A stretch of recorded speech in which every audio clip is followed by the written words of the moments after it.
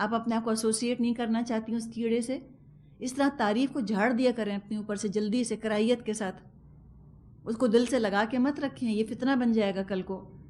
تو قوم سمود جو تھی مادی طور پہ بہت ایڈوانس تھی، ترقی یافتہ تھی، ترقی ہو رہی تھی، اللہ ان کو کامیابیاں دے رہا تھا، تو دنیا ان کے لیے دلچسپی کا مرکز بن کے رہ گئی، سارا ہنر سارا وقت دنیا ہی حاصل کرنے میں لگا دیا، تو دنیا کی کامیابی آخرت کی ناکامی کا پیش خیمہ بن گئی۔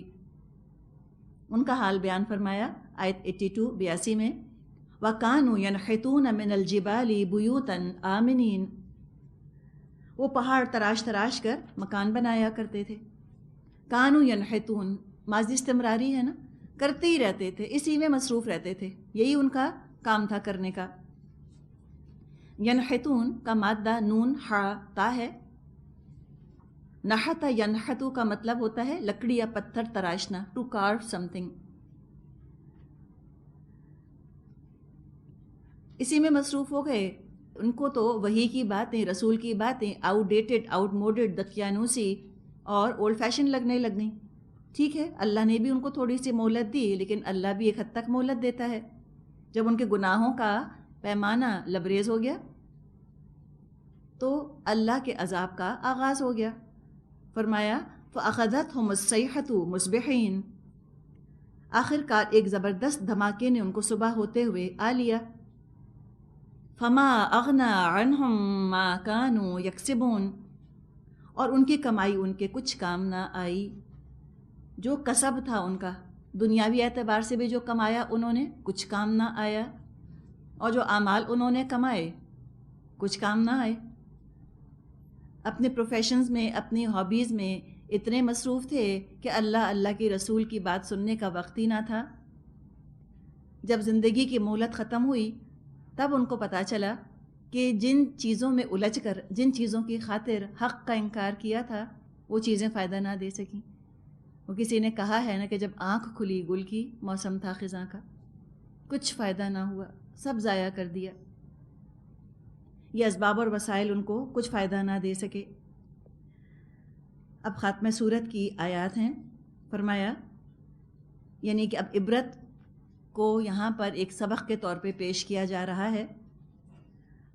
فرمایا وَمَا خَلَقْنَا السَّمَاوَاتِ وَالْأَرْضَ وَمَا بَيْنَهُمَا إِلَّا بِالْحَقِّ، ہم نے زمین اور آسمان کو اور ان کی تمام موجودات کو حق کے سوا کسی اور بنیاد پر تخلیق نہیں کیا۔ اگر دنیا میں رہتے ہوئے آخرت کا تصور نکال دیا جائے تو دنیا تو تماشا بن جاتی ہے، ایک ایسا کھیل جس کا کوئی انجام نہ ہو، پھر تو واقعی بازیچہ اطفال ہے، واقعی ایک کھیل تماشا ہے۔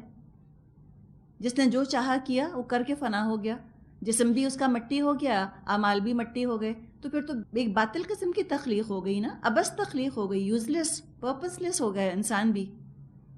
بالکل ایسی ہی بات ہے کہ جیسے کسی اسٹوڈنٹ کو لا کر کلاس میں بٹھایا جائے اور اس سے امتحان کا نہ کہا جائے، نہ رزلٹ نکلنا ہے، نہ ایگزام ہونا ہے، نہ اس کو جج کیا جانا ہے، پڑھتا ہے تو بھی ٹھیک ہے، نہیں پڑھتا تو بھی ٹھیک ہے۔ اب یہ کون چاہے گا کہ رزلٹ نہ نکلے؟ وہی چاہے گا جس نے پڑھا نہیں، جس کو پڑھنا نہیں ہے وہی چاہے گا کہ نتیجہ نہ نکلے۔ جو نیکیاں نہیں کرتے وہی چاہتے ہیں قیامت نہ آئے۔ جو نیکیاں کر رہے ہیں، جیسے جو بچہ ہے جو پڑھتا ہے وہ تو چاہتا ہے ایگزامز ہوں اور رزلٹ نکلے۔ جو نیکیاں کرتے ہیں، اللہ کو راضی کرنے میں لگے ہوتے ہیں، وہ تو چاہتے ہیں کہ اللہ ہمیں ہماری قربانیوں کا اجر دے، ہماری محنت کا پھل دے۔ قیامت تو بڑی خوشخبری ہے ان کے لیے، کہتے ہیں ٹھیک ہے اللہ تو دیکھ رہا ہے نا، اللہ کو تو پتہ ہے، کسی کو میری مشقت کا پتہ نہ چلا، اللہ کو تو پتہ ہے۔ تو وہ تو لک فارورڈ کرتے ہیں آخرت کو اور اپنے رب سے ملنے کو، لیکن جو اللہ کے نافرمان ہیں، اللہ کے باغی، وہ کیوں ملنا چاہیں گے؟ تو وہ انکاری کر دیتے ہیں، کہتے ہیں ہے ہی کچھ نہیں۔ اللہ نے فرمایا کہ ہم نے ایسے کھیل تماشے کے طور پہ نہیں بنایا، آسمان و زمین کو حق کے ساتھ بنایا ہے۔ وَإِنَّ السَّاعَةَ لَآتِيَةٌ فَاصْفَحِ الصَّفْحَ الْجَمِيلَ، فیصلے کی گھڑی یقیناً آنے والی ہے، بس اے محمد صلی اللہ علیہ وسلم تم خوبصورتی کے ساتھ درگزر سے کام لو۔ خصوصی خطاب یہاں پر نبی اکرم صلی اللہ علیہ وسلم سے ہے کہ دیکھیے قیامت آنے والی ہے، مومن کو جب مذاق کا، بے عزتی کا یا دنیاوی ناکامی کا سامنا کرنا پڑتا ہے، اس کی پناہ اس عقیدے میں ہے کہ قیامت آنے والی ہے۔ یہ چیز تسلی دے دیتی ہے اس کو، اس کے اندر دوبارہ سے ہمت پیدا کر دیتی ہے، اس کو مایوس نہیں ہونے دیتی۔ قیامت تو آئے گی، ان الساعۃ لآتیۃ، کافر کے لیے انتہائی بڑا انذار ہے، وارننگ ہے کہ ان الساعۃ لآتیۃ، اور مومن کے لیے بہت بڑی خوشخبری ہے کہ ان الساعۃ لآتیۃ، قیامت آنے والی ہے۔ تو فرمایا کہ آپ کیا کیجئے اے نبی صلی اللہ علیہ وسلم، فاصفح الصفح الجمیل، آپ ان سے خوبصورتی کے ساتھ رخ موڑ لیجئے۔ یہ جو لوگ ہیں یہ آج سمجھنے کو تیار نہیں ہو رہے، کوئی بات نہیں، قیامت آئے گی تو سب سمجھ آ جائے گا، اچھی طرح سمجھ آ جائے گا، 14 طبق روشن ہو جائیں گے۔ آج چھوڑ دیجئے نہیں سمجھتے تو، آپ اپنا رخ پھیر لیجئے ان سے۔ صفح صاد فاحہ سے یہ لفظ بنا ہے، فاصفح الصفح۔ صفحہ ہم اردو میں بھی استعمال کرتے ہیں، ورق کہتے ہیں نا، پیج۔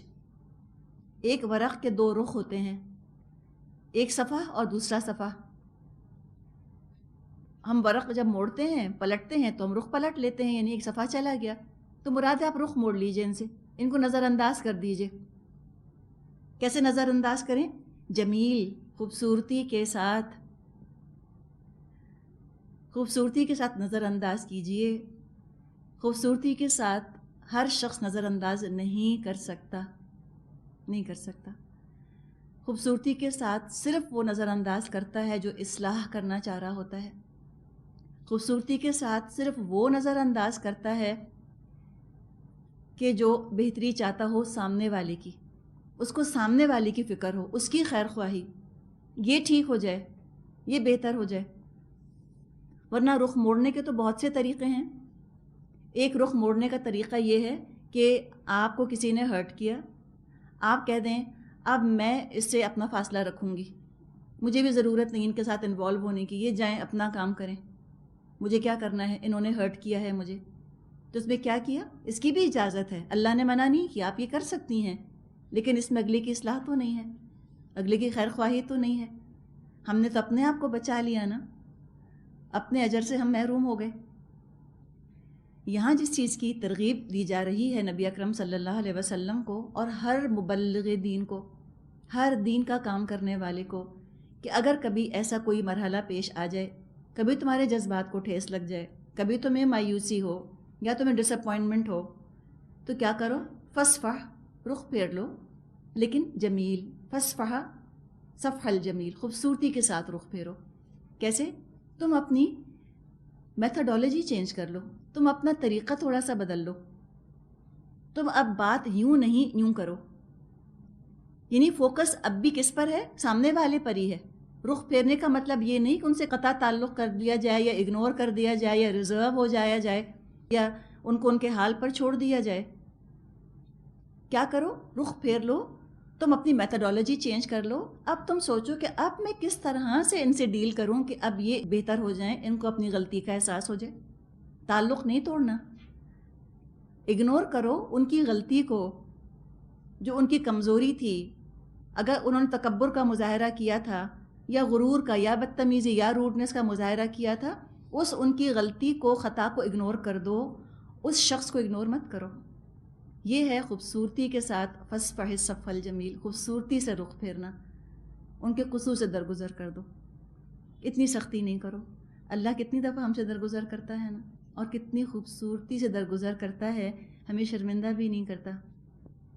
اگر ہمارے اندر خیر ہوتی ہے ہم خود شرمندہ ہو جاتے ہیں۔ تو یہ جب انسان اگلے سے تعلق رکھتا ہے، سامنے والے میں اگر خیر ہوگی وہ خود کل شرمندہ ہوگا، وہ خود کل ریئلائز کرے گا کہ میں نے کتنا غلط کیا تھا، مجھے ایسے کرنا نہیں چاہیے تھا۔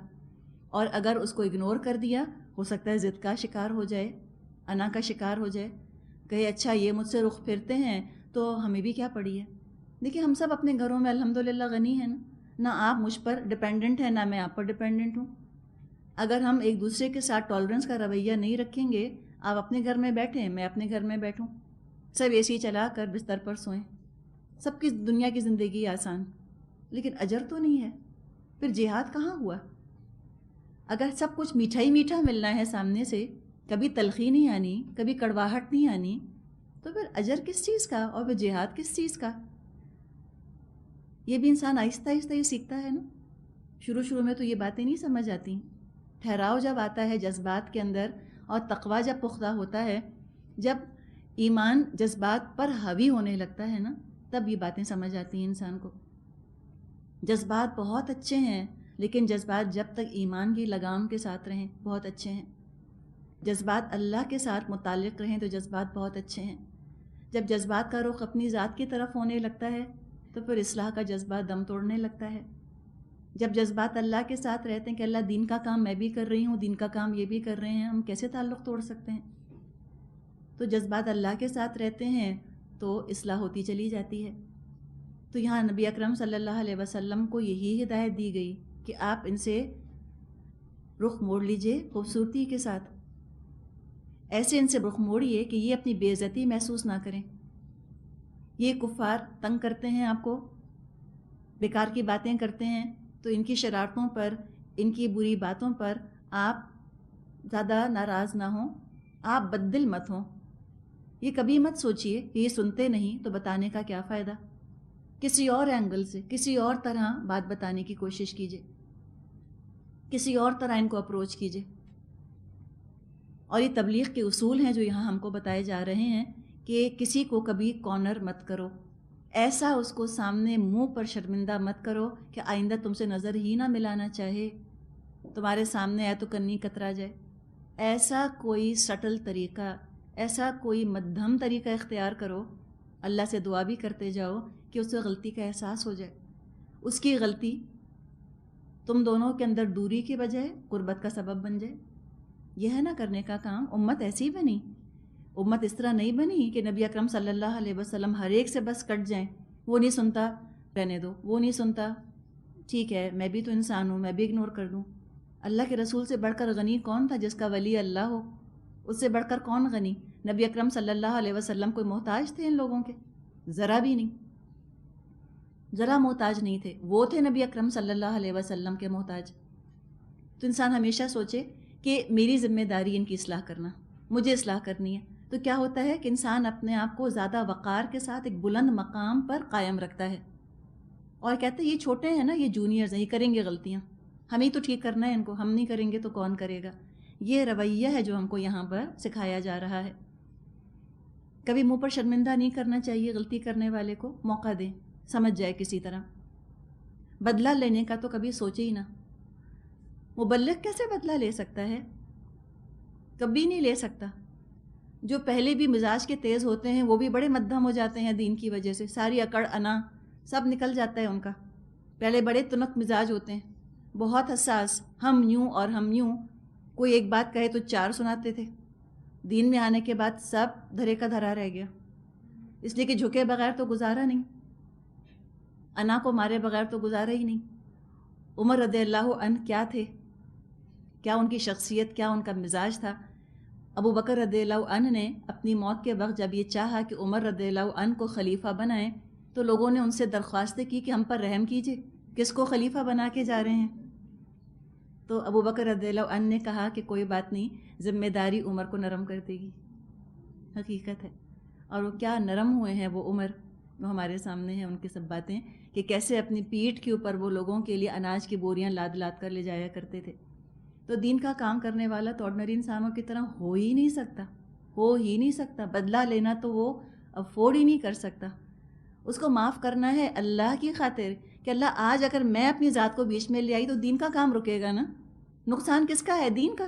سب پھٹ جائیں، سب پھٹ جائیں، سب اپنے اپنے گھروں میں اپنی اپنی انا کو لے کر بیٹھ جائیں. سب اپنے گھر میں بیگم صاحب ہیں، ٹھیک ہے، بیگم صاحب بن کر بیٹھی رہیں. لیکن نہیں، دین میں کوئی بیگم صاحب نہیں ہو سکتا. ادنا ملازم اللہ کے غلام ہیں.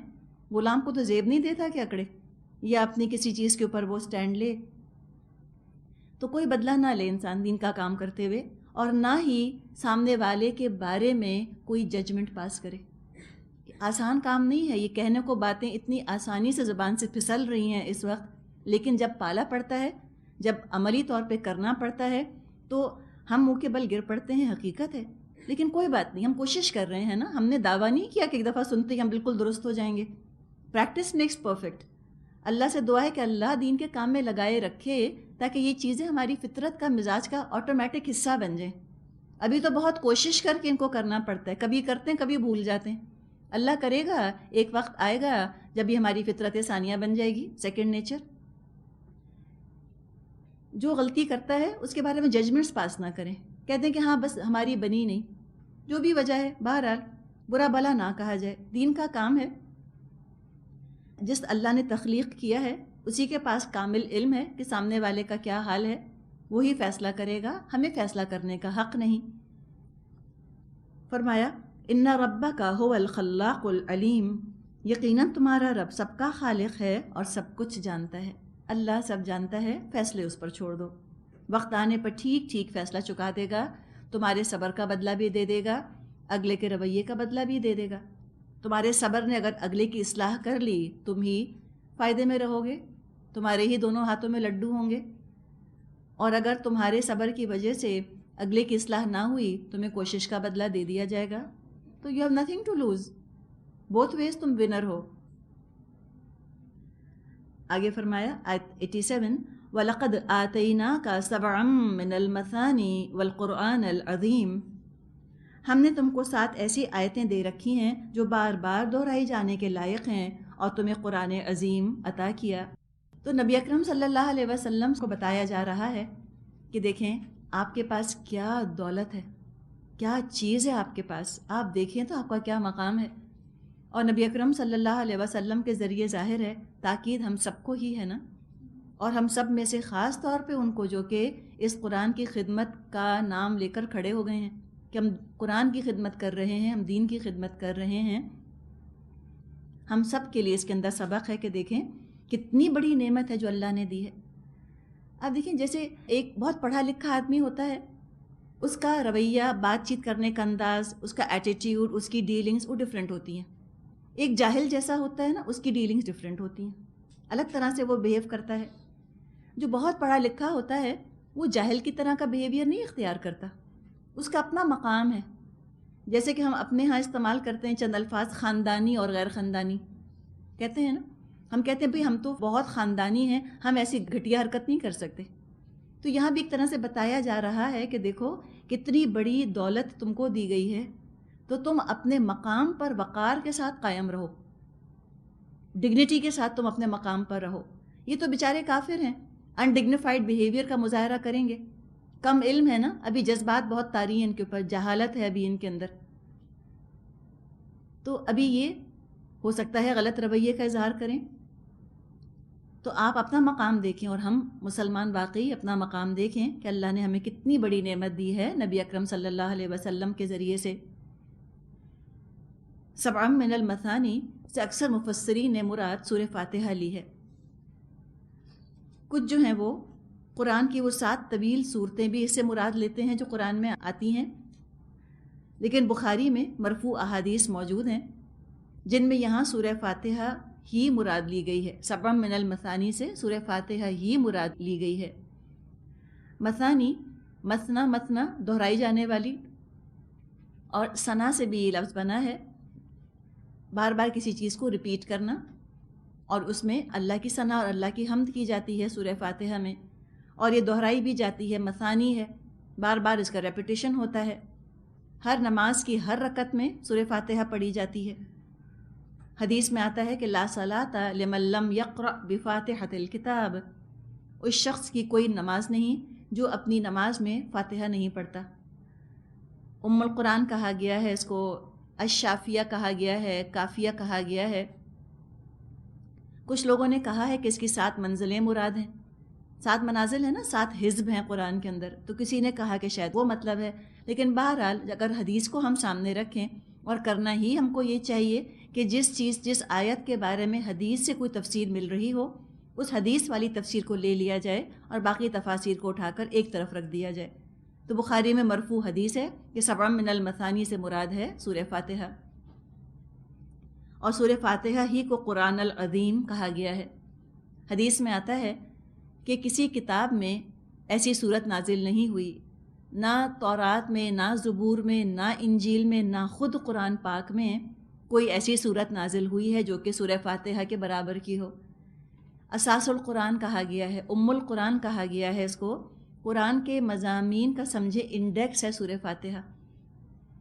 سورہ فاتحہ کو قرآن کے ساتھ وہی نسبت حاصل ہے جو کہ جڑ کو تنے کے ساتھ ہوتی ہے۔ اللہ تعالیٰ کا کلام سورہ فاتحہ ہے، قرآن اللہ کا کلام ہے۔ حدیث میں آتا ہے فضل کلام اللہ علی سائر الکلام کفضل اللہ تعالی علی خلقہ۔ اللہ کے کلام کو تمام دوسرے کلاموں پر وہ فضیلت حاصل ہے جو خود اللہ تعالیٰ کو اپنی مخلوق پر حاصل ہے۔ تو کیا مقام ہونا چاہیے ان لوگوں کا جن کے پاس اتنا اعلیٰ کلام ہو، بادشاہ کا کلام جن کے پاس ہو۔ ان کو تو اپنے رویے کے اندر بھی بہت ڈگنیٹی رکھنے کی ضرورت ہے۔ You can not stoop to their level, گھٹیا نہیں ہو سکتے کسی اور کے لیول تک۔ ایک اور حدیث میں یہ مضمون آتا ہے کہ اللہ تعالیٰ نے اگر کسی کو قرآن جیسی نعمت دی ہو، پھر وہ کسی کی دنیاوی چیزوں پر رشک کرے تو اس نے قرآن کی قدر نہیں کی۔ تو بتائے کہ جو دولت آپ کے پاس ہے وہ ان کے پاس کہاں؟ ایک یونیک چیز ہے جو آپ کے پاس ہے۔ قرآن تو یونیک ہے۔ ہم تو دنیا میں ہر چیز یونیک چاہتے ہیں، ہم نہیں چاہتے کہ جو میرے پاس ہے وہ کسی اور کے پاس ہو۔ تو قرآن تو ایسی یونیک چیز ہے۔ باقی چیزوں کا کیا ہے؟ دولت، کپڑا، زیور، گھر، یہ تو کتنے لوگوں کے پاس ہے، لیکن قرآن تو ایک عجیب ہی دولت ہے، بہت خوبصورت۔ فرمایا آگے لا تمدن عینیک الی ما متعنا بہ ازواجا منہم، تم اس متاع دنیا کی طرف آنکھ اٹھا کر بھی مت دیکھو جو ہم نے ان میں سے مختلف قسم کے لوگوں کو دے رکھی ہے۔ تو نبی اکرم صلی اللہ علیہ وسلم سے یہاں خطاب ہے، لیکن کیا سوال پیدا ہوتا ہے کہ نبی اکرم صلی اللہ علیہ وسلم کا دل کبھی للچایا ہو دنیاوی چیزوں کو دیکھ کر؟ طریقہ یہ ہے قرآن کا کہ جب ڈائریکٹ خطاب کر کے نبی اکرم صلی اللہ علیہ وسلم کو کچھ ہدایات دی جاتی ہیں تو اس میں تاکید کا، ایمفیسس کا پہلو بہت نمایاں ہو جاتا ہے، ایمفیسس بہت پرومیننٹ ہو جاتا ہے۔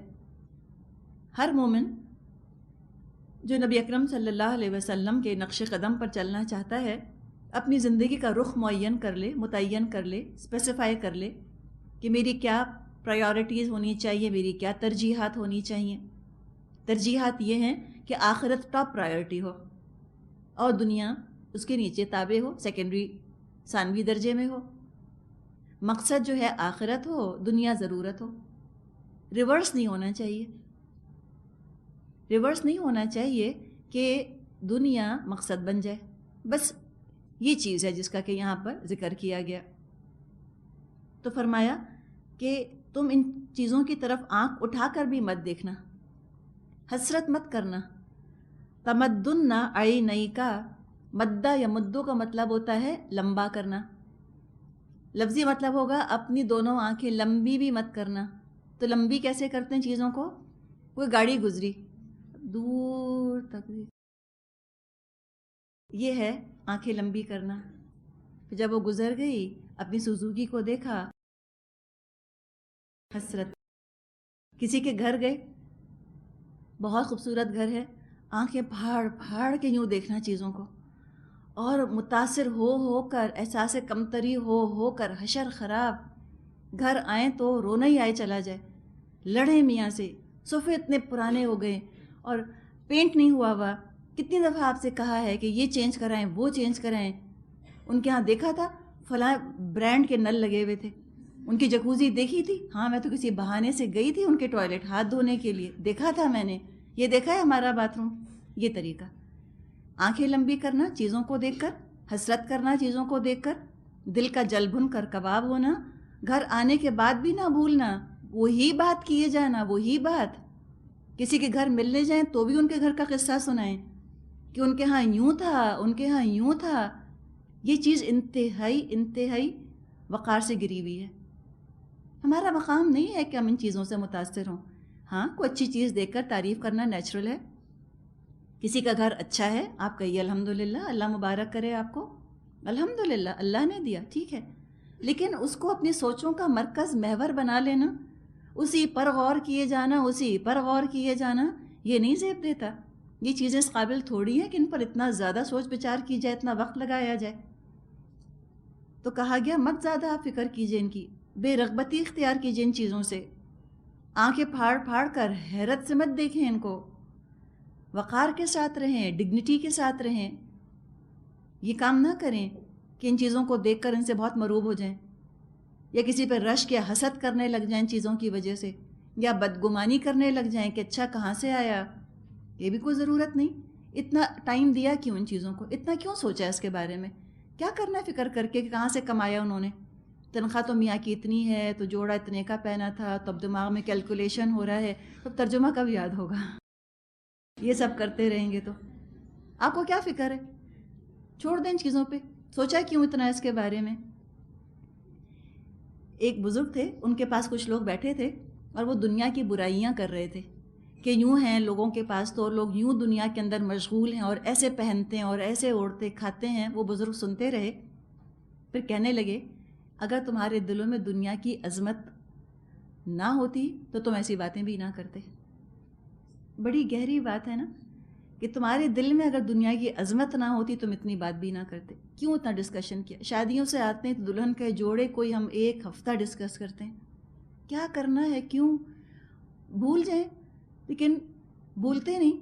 اپنا بھی جوڑا یاد رہتا ہے اور دلہن کا بھی یاد رہتا ہے، ساتھ والے کا، اس کے دام، اس کی قیمت، کس نے کون سا جوڑا کب پہنا تھا اور کب اس نے ریپیٹ کیا اس جوڑے کو. ایسی ان کی تو انوینٹری ہوتی ہے دماغوں کے اندر کہ آپ سنیں اور حیران ہوں.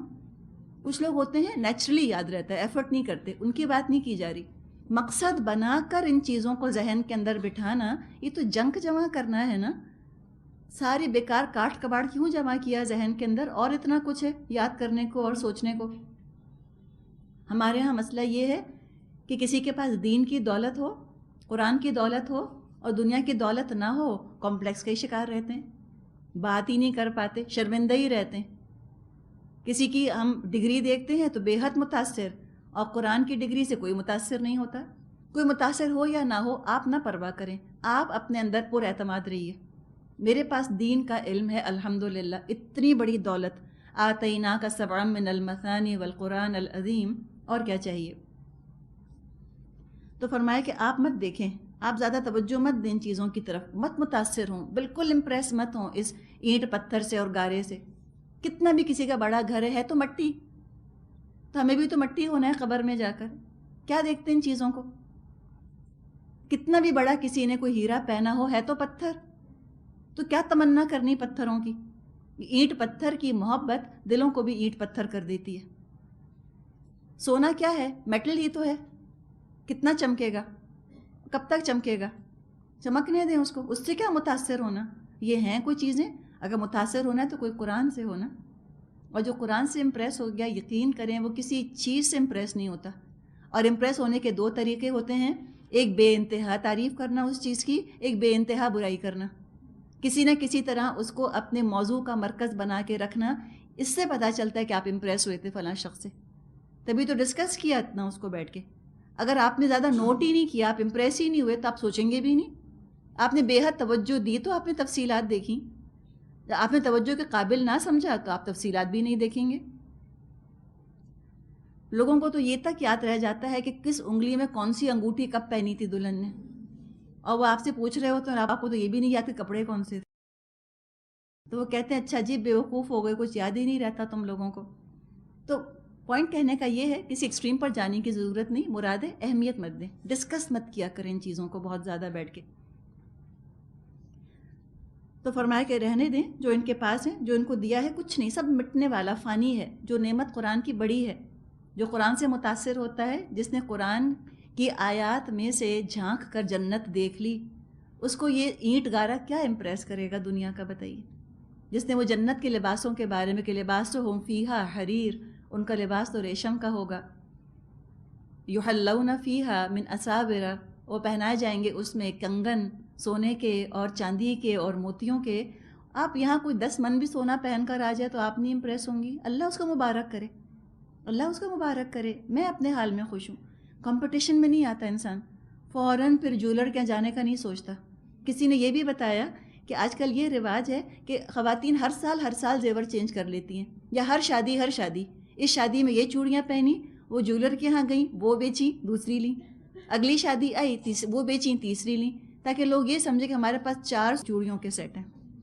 اور اگر جولری کی دکان پر پکڑے گئے تو پتہ چل گیا تو، اور اس کام میں لگے رہیں گے تو مجھے بتائیں کیا پایا، کیا بیچ رہے ہیں اور کیا خرید رہے ہیں. اتنی اہم ہے کیا؟ یہ کچھ بھی اہم نہیں ہے. قبر میں جائیں گے تو کچھ نہیں کام آنے والا، اس کی فکر کریں. اللہ نے دیا ہے تو پہن بھی لیں، کوئی بڑی بات نہیں دیا تو تب بھی کوئی بڑی بات نہیں. نہ پہن کر بہت خوش ہونا ہے، نہ ہونے پہ غم کا شکار ہونا ہے. غنی کریں اپنے آپ کو ان چیزوں سے، غنی کر لیں، انڈیپینڈنٹ کر لیں. یہ ہماری ویلیو نہیں ہے، ہماری ویلیو ہمارے ایمان اور ہمارے عمل اور اللہ کی محبت سے ہے. اور آگے فرمایا وَلَا تَحْزَنْ عَلَيْهِمْ وَاخْفِضْ جَنَاحَكَ لِلْمُؤْمِنِينَ، اور نہ ان کے حال پر اپنا دل کڑھائیے، انہیں چھوڑ کر اہل ایمان کی طرف اپنے آپ کو جھکا دیجئے، اپنے کندھے جھکا دیجئے. اب دیکھیے کفار کا بھی ذکر ہے، مومنوں کا بھی. جب کفار کا ذکر آیا جو بات نہیں مان رہے، بدتمیزی کر رہے ہیں، یہ نہیں فرمایا کہ وَلَا تَغْضَبْ عَلَيْهِمْ، مت غصہ کیجئے ان کے اوپر، مت گھٹیا سمجھیے ان کو. یہ نہیں کہا. وَلَا تَحْزَنْ، یہ ہے اصلاح کرنے والے کے دل کی جذبات کی کیفیت. وہ اپنی ذات ہی کو ہتھیلی پہ رکھ کر نہیں پھرتا رہتا کہ میں بہت سینسٹیو. نہیں، اس کو فکر دوسرے کی ہوتی ہے، وہ اس پر کڑتا ہے کہ کیوں نہیں سمجھ رہے، کیوں نقصان کرتے ہیں اپنا ایسی باتیں کر کے.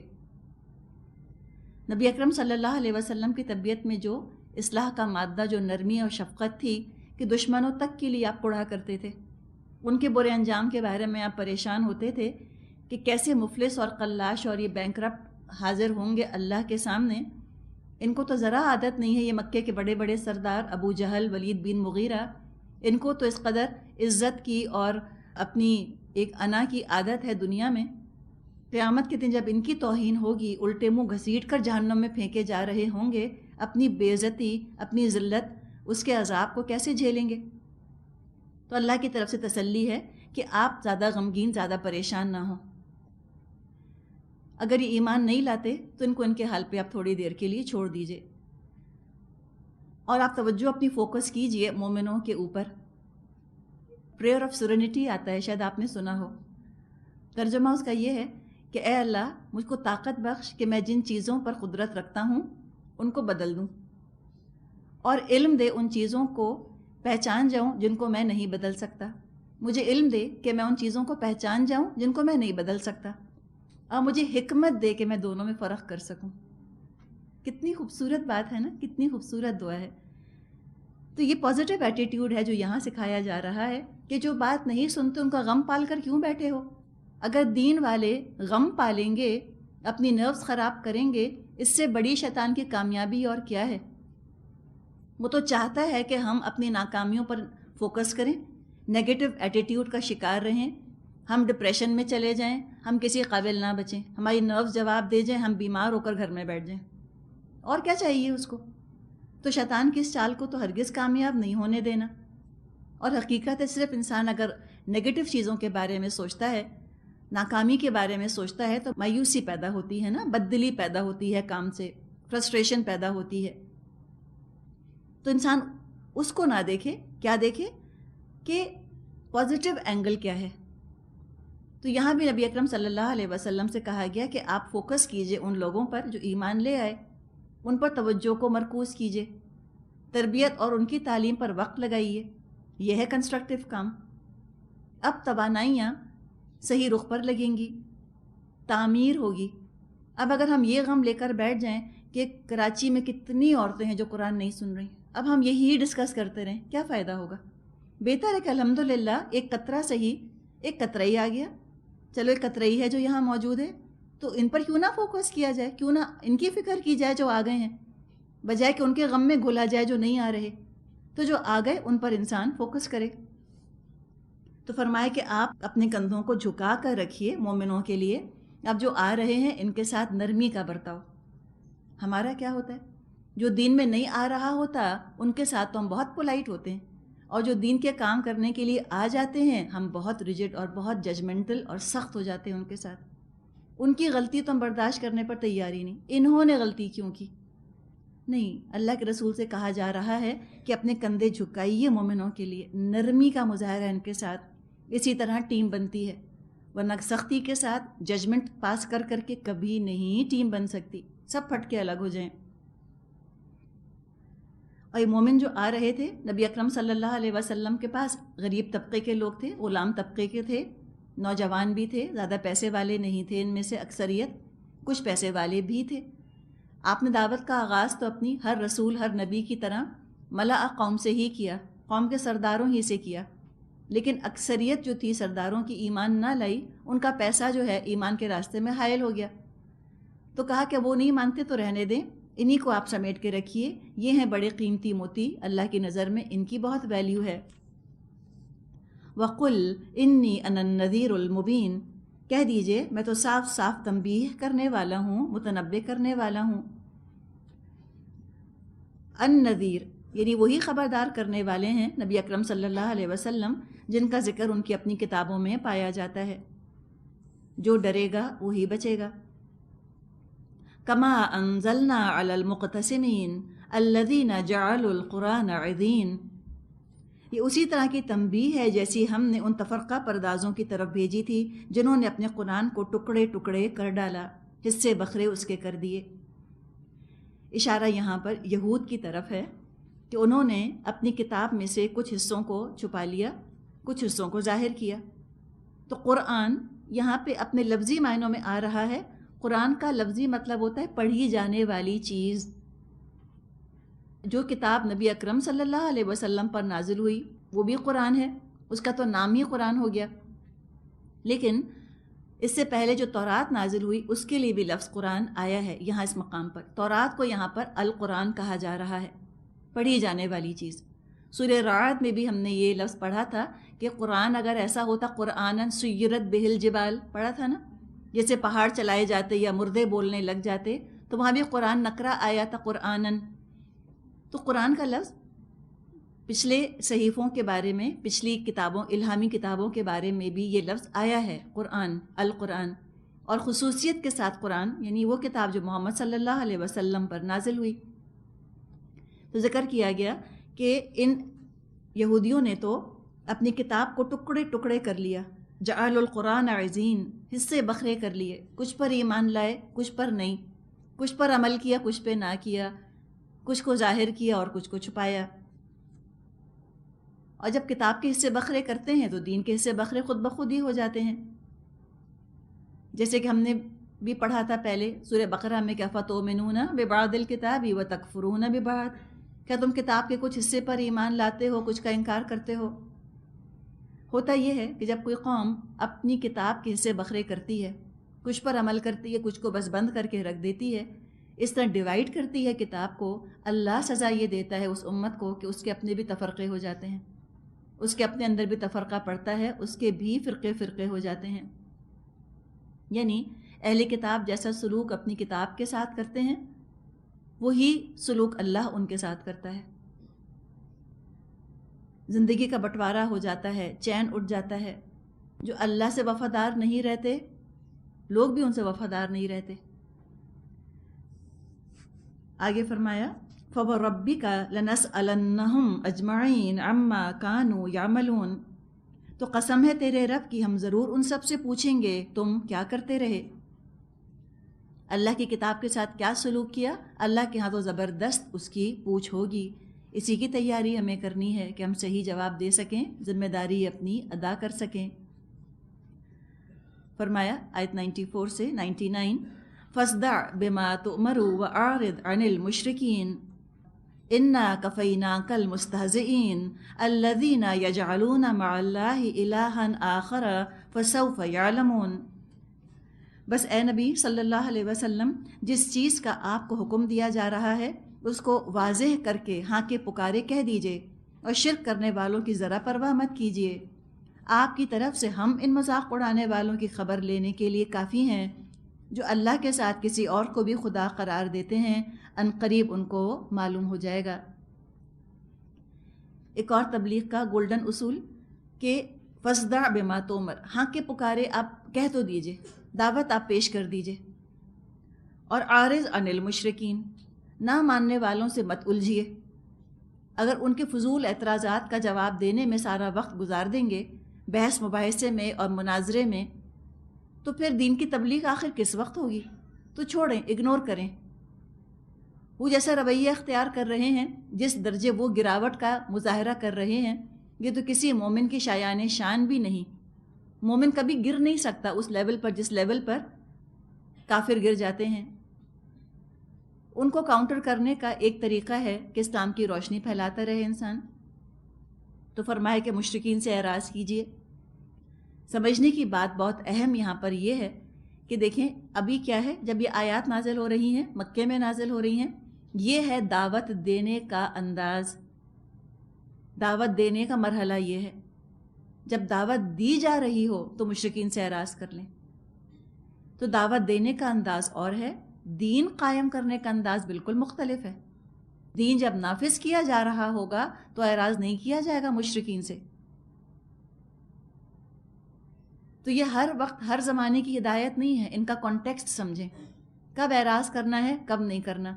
اگر اس طرح ہر وقت مشرکوں کو ان کے حالوں ہی پر چھوڑ کے رکھنا تھا تو کوئی ضرورت نہیں تھی کہ مسلمانوں کی فوجیں ایران یا روم یا مصر کی طرف جاتی۔ وہ گئیں، انہوں نے فتح کیا اس علاقے کو اس لیے کہ دین نافذ کرنا تھا۔ اور فرمائے مذاق تو اڑائیں گے، اللہ نے فرمایا ہم کافی ہو جائیں گے، آپ ان کے مذاق اڑانے کا جواب مت دیجیے۔ لیکن جب مذاق کسی کا اڑتا ہے تو دل تو دکھتا ہے۔ رسولوں کا دل دکھتا تھا، نبی اکرم صلی اللہ علیہ وسلم کو تکلیف ہوتی تھی۔ اس کا ذکر فرمایا وَلَقَدْ نَعْلَمُ أَنَّكَ يَضِيقُ صَدْرُكَ بِمَا يَقُولُونَ، ہمیں معلوم ہے جو باتیں یہ لوگ آپ پر بناتے ہیں اس سے آپ کے دل کو سخت تکلیف ہوتی ہے۔ علاج بتایا گیا، کیا کرو؟ فَسَبِّحْ بِحَمْدِ رَبِّكَ وَقُمْ مِنَ السَّاجِدِينَ وَاعْبُدْ رَبَّكَ حَتَّى يَأْتِيَكَ الْيَقِينُ۔ علاج یہ ہے، اپنے رب کی حمد کے ساتھ اس کی تسبیح کرو، اس کے جناب میں سجدہ بجا لاؤ، اور اس آخری گھڑی تک اپنے رب کی بندگی کرتے رہو جس کا کہ آنا یقینی ہے۔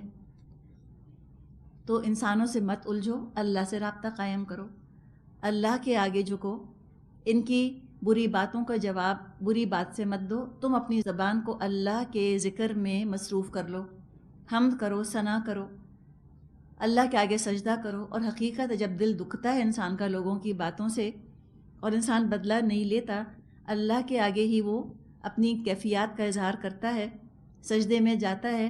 آپ سجدہ کر کے سر اٹھائیں، اللہ کے آگے روئیں، آپ کو لگے گا آپ کا پورا دل دھل گیا، سارا غم جیسے ہم نے اللہ کے قدموں میں رکھ دیا، سارا بوجھ اتار کے اللہ کے قدموں میں رکھ دیا، ہمارے سر سے اتر گیا۔ اب اللہ جو بہتر سمجھے گا وہی کرے گا۔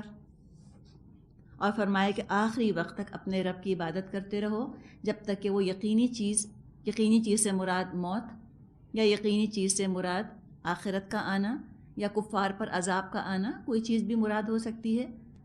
تو جب تک یقینی چیز نہ آ جائے اپنے رب ہی سے اپنا تعلق جوڑ کے رکھو، موت کے وقت تک یہی کام کرتے رہنا ہے۔